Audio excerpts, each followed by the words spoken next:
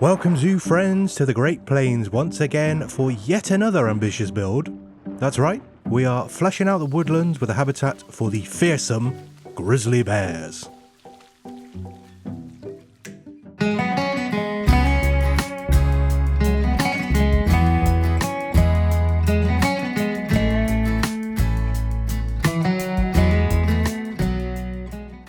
We have a bit of a plan here to get us started today, as we have a big space and no real direction from the landscape to spark that off-the-cuff inspiration. The main body of the building for this one is going to be a bit of an awkward shape, but I think we're far enough along the old Planet Zoo building road that it shouldn't be a problem for us. It is going to house all of the staff buildings for the river area as well, mainly so I don't have to figure out some sort of separate building for them. I still haven't done anything with the staff area behind the coyotes yet, so the less I need to clean up later, the better. One of the main features of this habitat will be the big flat stone wall, which may have to be fake stone out of necessity. That will act as a backdrop to the whole area. We'll have a raised walkway, as there will be high fences and quite a bit of tree cover in this one, and we'll need to make sure that there are some good sight lines for the guests without being too intrusive. And there will also be a small pool in this one that will be fed from the river by natural underground streams. This is obviously in the woodland area, so most of the surroundings will end up being more densely packed wooded area, although I don't know how much of that will get done in this episode.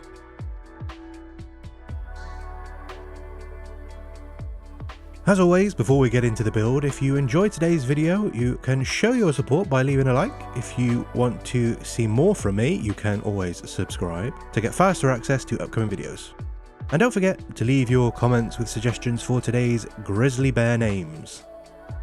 We only have one male and one female for this one, so there'll be a bit more of a competition for the winning names. Last week, I asked for your names for our beavers, and we have had a great name from Lisa for our chunky little boy. Say hello to Mr. Busy. And as we haven't had any suggestions for our females, I have dug deep into the childhood memory banks and pulled out The Angry Beavers, a show that I barely remember, it's that long ago.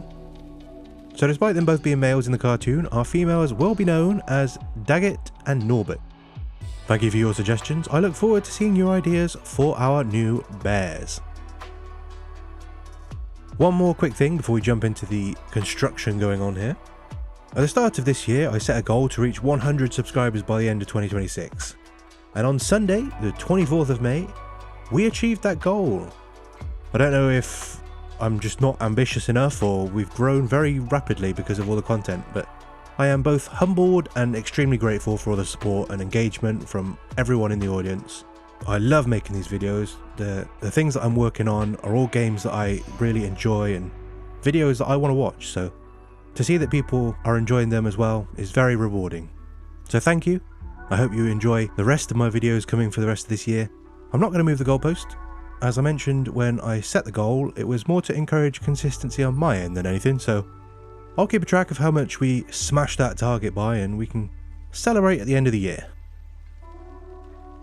Now, as I'm writing this script, there is a countdown to some undisclosed Planet Zoo 2 information video on the official channel, which is exciting, but also kinda stressful, as the closer we get, the less time I have to finish this series. This is only Zoo 3 of 10 locations I have a rough idea for, so we'll just have to see how far we get.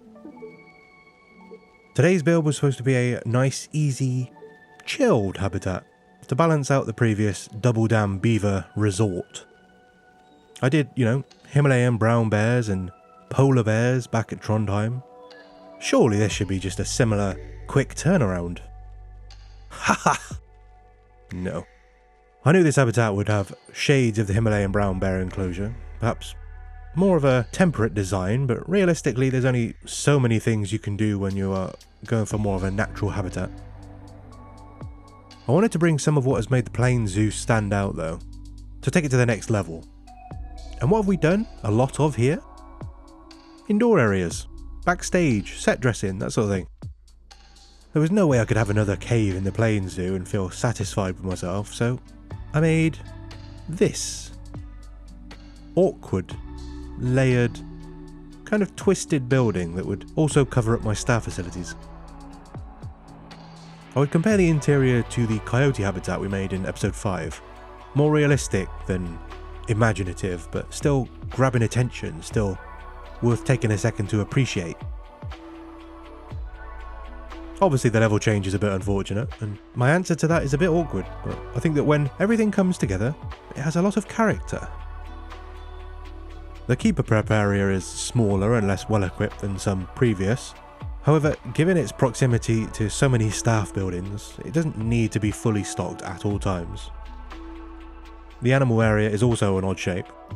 Not set up well for separate caged areas for the bears, and for keeper access as well. But with a bit of creative thinking we can work around this. And yes, I am painting all of the walls various shades of baby poop. Not because of any subconscious thoughts I had about the building itself while working on it, but because I want to blend it into the woodlands once we've planted all of our trees. There are lots of factors fighting to make this habitat awful to look at, but you'll just have to trust me that it will work out in the end. One thing I have done, or maybe will do shortly, depending on where this comes in the video, is to bury some wire mesh into the glass observation windows. I imagine these are double glazed and the mesh sits between them in case of, bear rage. We don't want a grizzly hulking out and making a break for our beavers. We'll have to tell the guests to play dead or make yourself big. I don't remember which way around it is actually, let me check one sec. Yes. Play dead for brown bears, make yourself big for black bears, and if it's white, you're already dead. I wonder what they say for pandas then. This building also has a large wall at the enclosure open side. In fact, the wall is bigger than the building itself. It extends further out towards the path, and you'll see that I'm making a box or a housing for the door that sits on the outside of the building. Now this doesn't need to be there. It'll all be covered up eventually anyway, but I've included it to identify how thick the wall needs to be to account for the shutter. I figured this was on par, if a little simpler, than some of the animal doors I've created elsewhere in the zoo. But don't worry, I have also made other gates that will be seen in the second part, for those of you gate lovers.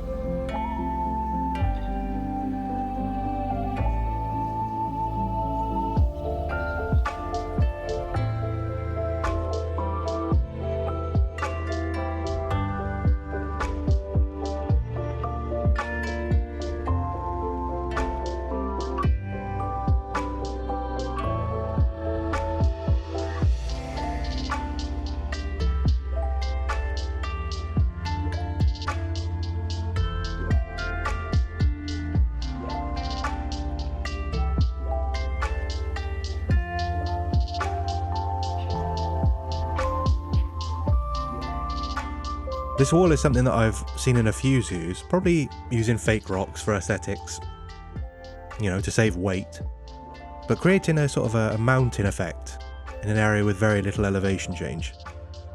This is one of the things that makes this habitat really stand out in this zoo, and it creates some fantastic photo opportunities from the guest paths. I had a couple of different thoughts for the interior of the building. Initially, it was going to be one section that was shared by all the animals. But then I thought it really would be more appropriate to be able to separate the male, to either rotate in a new one, or just to be able to treat them each without interference. So I settled on a split interior, but I also only built one access door to the outside, so the layout is going to have to be a bit freeform. Thankfully, the one thing I'd nailed in this build was the size of all of the openings. The male grizzlies are big, beefy boys, so it could have gone very wrong, but they can just about squeeze through with a sliver of traversable area. I've tried to build these cages with real-world designs in mind. Not to any official specifications, but sturdy, well-made, functional, and more utilitarian than things like the skunk or the raccoon indoor habitats, which leaned on rocks and foliage to fill out those nocturnal spaces. but where those need to be visible by the public, the bear-in door does not. Obviously we can't have our keepers entering this building to do things like open the gates. That would be foolish. So, much like the armadillos, the skunks, the raccoons and the coyotes, we will have electric gates. Not shocking gates, just electrically powered. I want to clarify that. I am using a similar system to the one in those first 3 habitats, although instead of having the mechanism housed directly above the door and the gate rolling up into it, the mechanism sits attached to the ceiling, with cables attached to the top of the gate, and the cables are rolled up into the mechanism, which pulls the gate up. It's a bit simpler, but seeing as how we need it 5 times in this one room, simple is probably better for me. The mechanics of the exterior door, a little bit more ambiguous, but not everything needs a full explanation in the same way. As I mentioned, this interior is a little bit more stripped down, kind of like the coyote kennels. And like the kennels, we will just be adding some simple, small enrichment items and a little bit of bedding. Although the bedding is actually quite important here. During the winter hibernation months, grizzlies will build a nest of sorts. Made of all sorts of soft materials. I say soft, they will use pine needles, which are, needle-like. But that sharpness is somewhat reduced thanks to the thick fur and fat layering their bodies. I've got to say, hibernation sounds like a bit of me, although I prefer to build my nest underground where it's a bit cooler and sleep through the summer. We are experiencing a bit of a British heatwave at the moment, and it has made life pretty uncomfortable. Especially for recording voiceovers where I need to have all the windows and doors shut and the fans turned off to keep the sound low. Give me snow and a thick duvet any day of the week. One more blanket beats trying to remove a layer of skin to cool down. Anyway, now I'm also going to add a small amount of climbing enrichment to one of the cages, assuming these two can mate through the thick insulation. The cubs will need something to stay stimulated during the colder or hotter periods. And while adult grizzlies are too thick to climb, or at least climb well, the young bears do enjoy a bit of an adventure.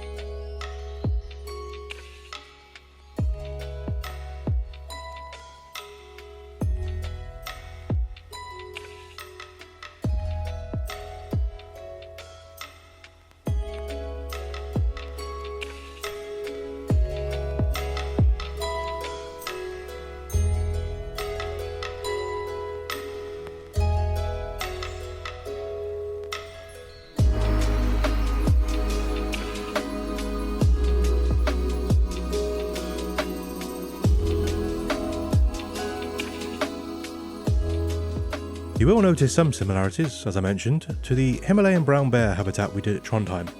I suppose you could argue that the stone wall backdrop is trying to replicate the mountain that we built. However, we're not using any natural barriers here. It's far more grounded, as it can be. We're not trying to build a massive zoo on the side of a mountain here, so it's a little bit easier to do these more detailed things. Before we look at the fun stuff, we need to make sure the bears can't wander off. Regardless of how chunky they are, I can't discount their willingness to attempt an escape over the wall, so I'm making it as tall as possible without, looking absurd to try and put them off. And if that doesn't work, I'm also going to deactivate climbing on them, as I now know that that's an option available to me. I'm also adding a gate to the outside for keeper access, not that they can use it. We can only have one habitat gate on each habitat at the moment, but it makes sense that there would be some alternative access to the outdoors, kind of like the raccoon cage that we made. Now, bears enjoy a nice little swim, surprisingly. I couldn't think of anything less suited to the water than something fat and furry, but there we go. Obviously we need a body of water, but being so close to the river, it makes sense to have this connected somehow. As I've made it clear, I'm no geologist, but it seems reasonable to assume that there might be some sort of underground path for the water that has been stopped by the dam to trickle through and fill this pool. I've created a bit of a rocky stream that has water coming from a spring otherwise, so either way, I'm happy with it. The rock work is pretty significant too. I don't know if it's the rocks or the plants or both, but my PC is really struggling to place anything too near to the border towards the end of this video. That's why you'll notice that there's not a lot of foliage shown. I had to stop recording as it just wouldn't be good to watch. It may also have been my PC overheating in the spring heatwave. Who can say? All I know is it was very frustrating. There we go though. These rocks will cover the whole backdrop wall, hiding that box for the gate as well. But I couldn't leave it flat like that. It needed some more dimension, so I will flesh it out a bit like we did for the mountain, though not as intensely. It just needs to be smooth and natural, which is always a challenge. Putting all the pieces together to have one solid thing can take a lot of very detail-oriented work, and that's not always fun to do, or to watch, so I'll keep it limited. This whole back area is very presentary, like it's already raised a bit higher than the rest of the enclosure. Then we have this cliff, not a very short cliff, but a cliff stretching out a little bit like a bear pride rock, and it's actually very scenic with all the foliage in. There's a bit of the guest walkway that has a really nice view of the bears standing up there. It's very realistic, I think, to what a zoo might actually incorporate. Although, saying that, not all of the views are great. We have a lot of trees and bushes. It is a woodland after all. But frankly, I'm building this more for you now, my real guests, rather than the pixel morons in the game. I think with that, I'm going to let the video do the rest of the talking, as there's only so many ways you can narrate rocks and plants. Thank you all for watching. I hope you enjoy the rest of today's video. Be sure to stick around for those cinematics, this one is a good one. And get into the comments to leave your names for those grizzlies. I hope you have a great week, and I will see you again in the next one.